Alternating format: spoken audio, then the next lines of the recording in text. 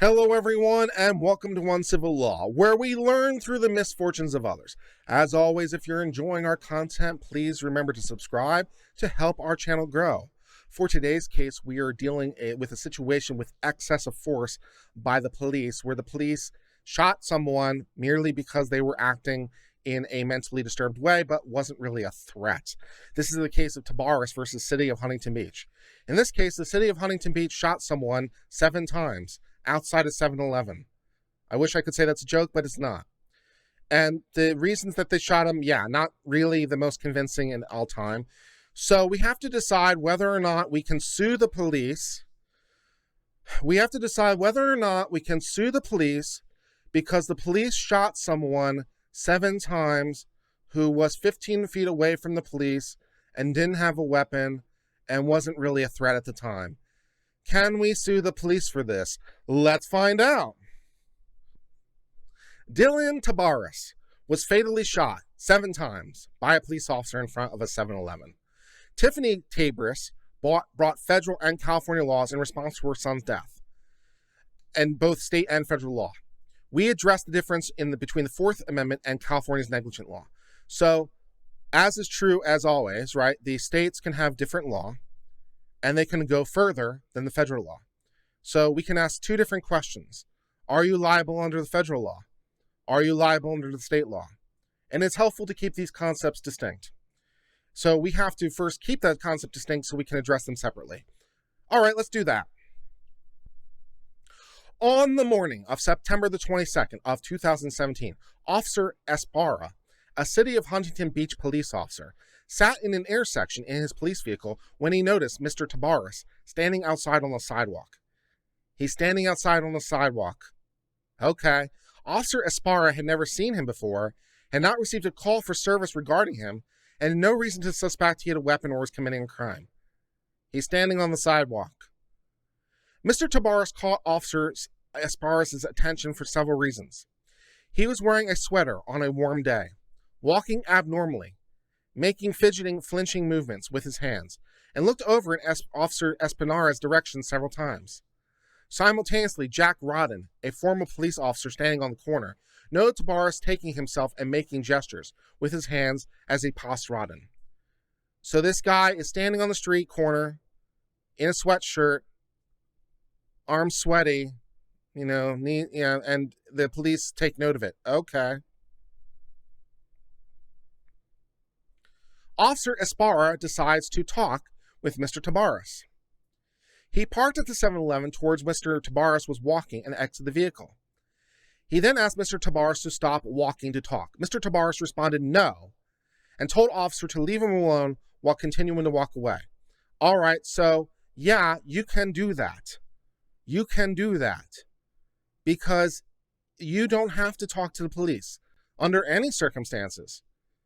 And if this is just merely a voluntary interview, and the police say, I want to talk, you can say no.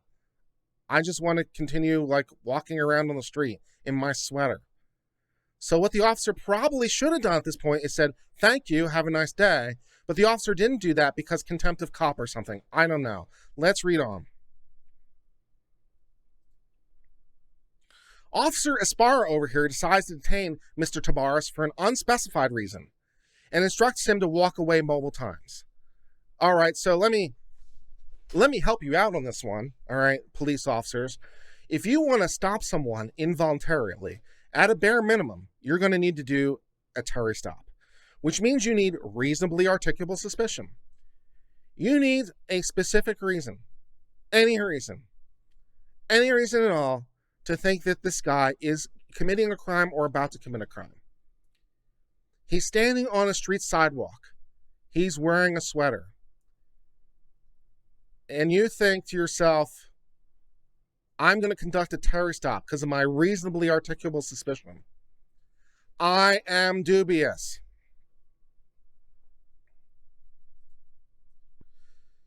Philip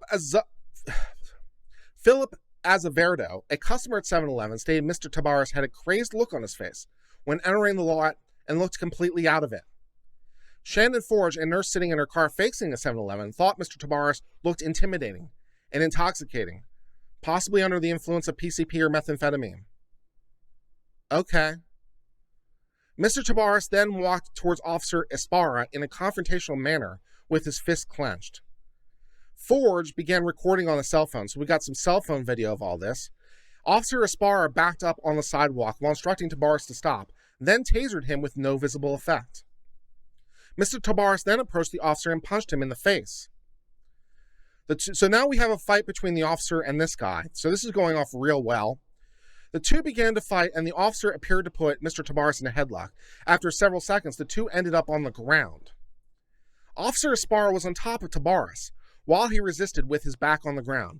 Officer Esparra struck Mr. Tabares several times. Mr. Tabares did not strike the officer. Mr. Tabares grabbed at the officer's belt while Officer Esparra repeatedly said, "Let go of the gun."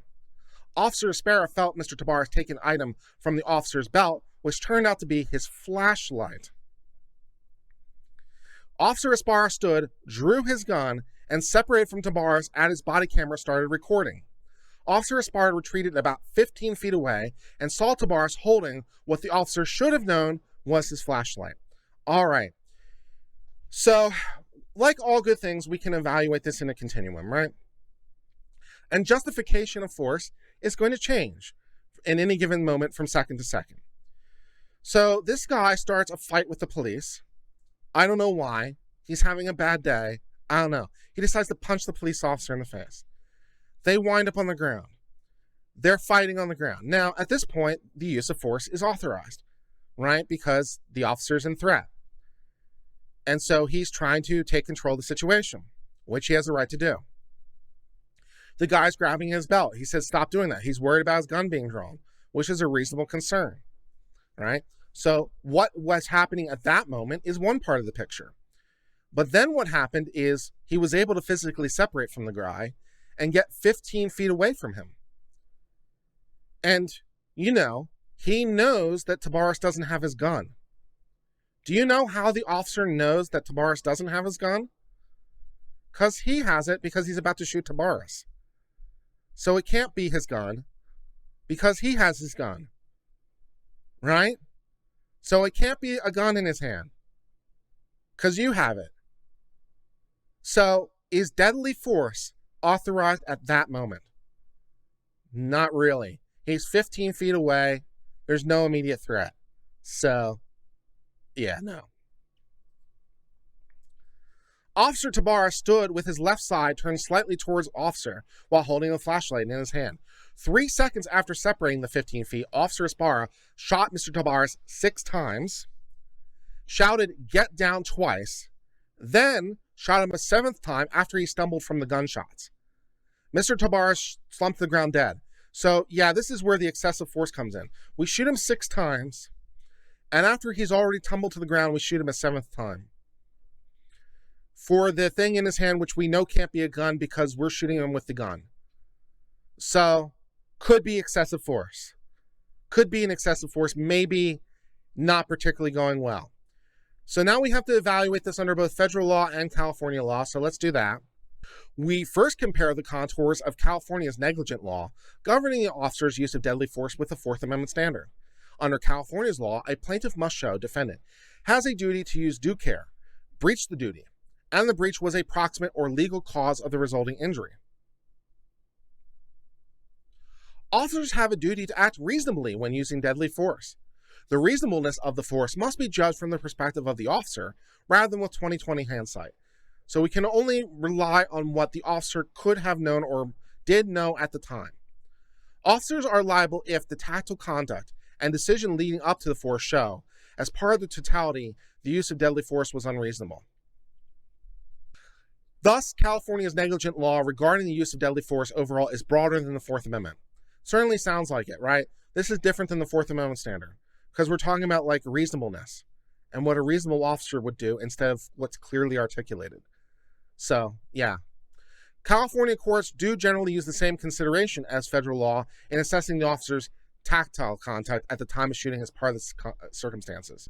Under the federal law, deadly force can be used reasonably only if the officer has probable cause to believe the suspect poses a significant threat of death or serious physical injury to the officers or others. Right. It has to be an ongoing or imminent threat of death or serious bodily harm at the time you're using the force. Even where an emotionally disturbed individual is acting out and inviting officers to use deadly force to subdue him, the government's interest in using such force is diminished by the fact that officers are confronted with a mentally ill individual. So when you're facing someone who's mentally ill and they're acting like they want to be shot, you have to take that into consideration.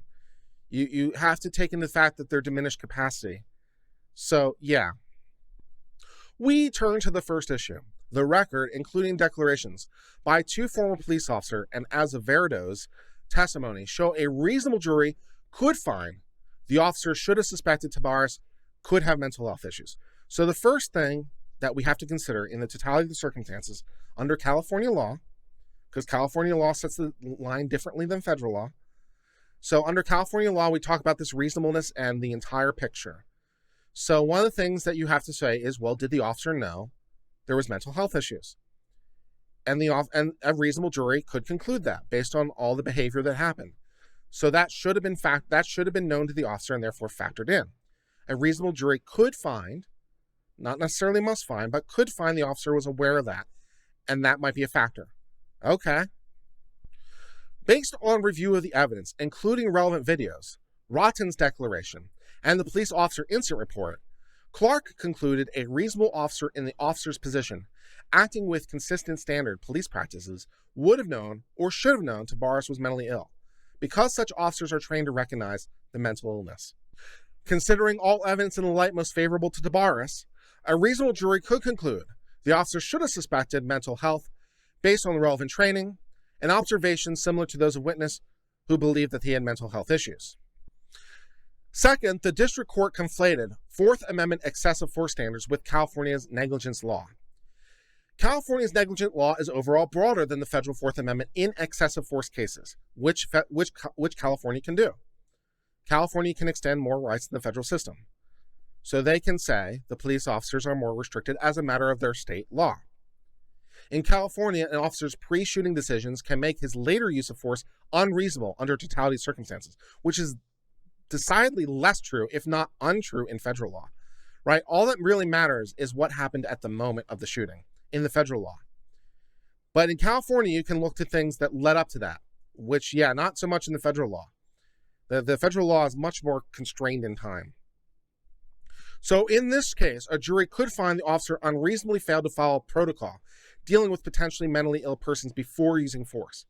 The officer's failure to follow a safety rule promulgated by the police, regardless of its substance, serves as evidence of negligence. So again, the California can go further than the federal law would require. And in the federal system, you look to the Graham factors.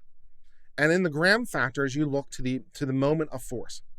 What did the officer know at the moment of force? What didn't they know at the moment of force? You don't really go before that. You don't go to the things leading up to that decision, whether those were unreasonable or not. You look typically just at the moment of that decision. So it's a very constrained analysis. So in the federal system, you would be saying to yourself, okay, at the moment he shot, what did the officer know or didn't know? Well, you might say he had a weapon in his hand, the flashlight.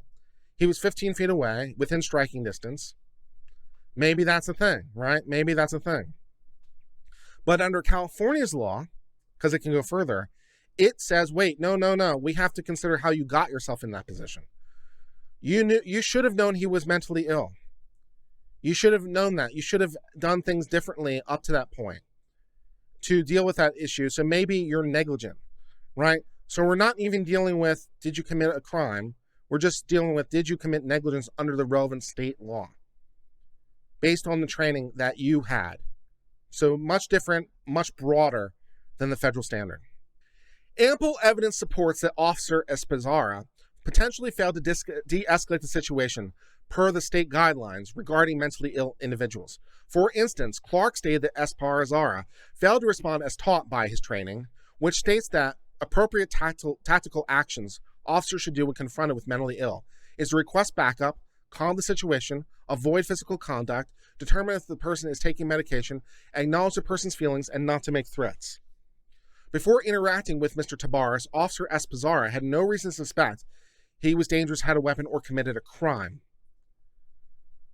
But Officer Esparza knew in advance that Tabarez was acting strangely, so therefore he was supposed to take measures that he didn't take, which might lead to some liability under the California state-specific law. Finally, Officer Esparza's decision to shoot Tabarez without warning 6 times, and then a 7th, could then be found by the jury to be unreasonable. The district court's holding to the contrary is based on a misreading of the law and imputes this reading directly into broader California negligence analysis. According to Clark, Officer Esparza did not respond according to his training. Officer Esparza would have told Tabarez to drop it if he had thought Tabarez had a knife. Clark believed that it was not immediately defense of life situation because Esparza had less lethal options available to him at the time of the shooting, and a reasonable officer in Esparza's position would have known or should have known that he was holding a flashlight. The district court thus correctly held a reasonable dispute of material fact existed as to infer whether he knew it was a flashlight or a knife. Riley in chat asked, they keep talking about him being mentally ill, but have we established that he actually was? No, we haven't established that because we never had the trial. The district court dismissed the case, so we don't know that. We just are assuming a whole bunch of things to try to figure out whether there's liability under the best possible set of circumstances. So we don't know as a matter of fact how he was acting, whether he was mentally ill. I mean, strictly speaking, we don't know whether or not anything in this is true because we haven't had the factual findings yet. But we're assuming them because it's the best possible case. And then you go back to trial to figure out whether or not it's true. So whether or not he was acting strangely, whether or not he was acting wearing a sweater, whether or not he did punch first, whether or not he was mentally disturbed, yeah, we don't know any of that yet, strictly speaking. We're just assuming it for the purposes of trying to figure out, given all that, can we sue under the best possible circumstance? So that's what's going on. Officer Esparza's failure to give Tabarez a warning or instruct him to put his hands up, drop the item, or freeze could be considered to be unreasonable by a jury. The use of deadly force may also be unreasonable apart from any warning if Tabarez did not pose a significant threat of death or serious physical injury to the officers or others at the time of the shooting. A reasonable jury could find the video evidence does not show Tabarez 15 feet away and stationary posed any significant immediate threat to the officer or any bystanders. Now, these are conclusions a jury could draw, but not necessarily have to draw. Because again, he does have a flashlight and that could be perceived as something by a jury. So this has to be considered by a jury in the first instance. Here, Officer Esparza was not locked in hand-to-hand combat with Tabarez at the time of the shooting. Uncontroverted video evidence shows that Tabarez was not charging Esparza, nor was he attempting to hit, nor had the capacity to hit after the initial scuffle. I'm not so sure about that, but okay. Rather, Tabarez was standing still 15 feet away, much farther than the distance of 8 to 14 inches in the prior case, where this was found to be reasonable. Tabarez moved only after 6 shots were fired, taking 1 step off the curb to steady himself before a 7th shot was fired and he crumpled to the ground. Finally, a reasonable jury could find Officer Esparza's firing 7 shots to be unreasonable, even if an initial threat existed. After firing 6 shots, the only command Officer Esparza gave Tabarez was to get down, and Officer Esparza did not give Tabarez any time to understand or comply before firing the 7th shot. Neither Watson nor Clark believed a threat existed at the time of the shooting, thus a jury could find the number of shots, particularly the 7th, was unreasonable. Thus, that brings us to the end of the case of Tiffany Tabarez versus City of Huntington. In this case, we learned that Eric Esparza, a cop for the City of Huntington Beach, went up to a person he thought might be having mental troubles, and a short time while had shot him 7 times, and he's now dead. Under the relevant federal law, this is not clearly established violation of rights. But under state law, under the state negligence law, maybe, because you have to consider all the things that led them up to the incident, rather than just the incident itself. So whether the officer followed his training in how he approached the person, whether he followed his training in dealing with a mentally disabled or mentally impaired person, in terms of de-escalation, calling for backup, and so forth and so on, and even to the degree to which he could perceive a threat at the time he fired his 6 shots or his 7th. So yeah, so the jury can consider all this. So under the state law, this might be a negligence. It's probably not a violation. It's not a violation of the federal law because of the whole situation, but California is allowed to go further. So until this gets decided by the district court, this brings us to the end of the discussion of this case. Thank you so much for being part of the Uncivil Law family. If you enjoyed this legal education content, please hit the subscribe button. It really helps the channel grow. We appreciate your continuing support. And until later, my friends, cheers and goodbye.